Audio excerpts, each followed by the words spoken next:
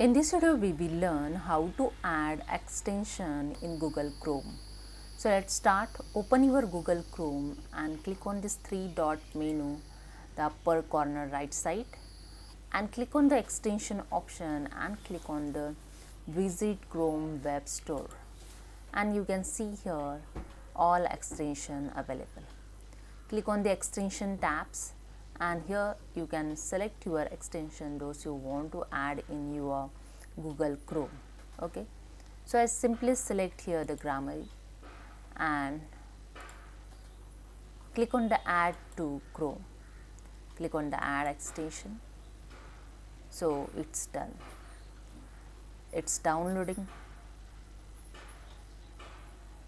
and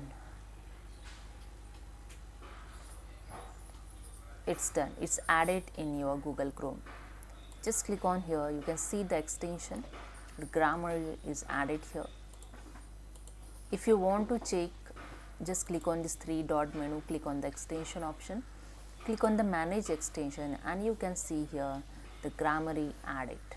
Okay, so that's it. Hope you understand. If you like this video, please subscribe my channel.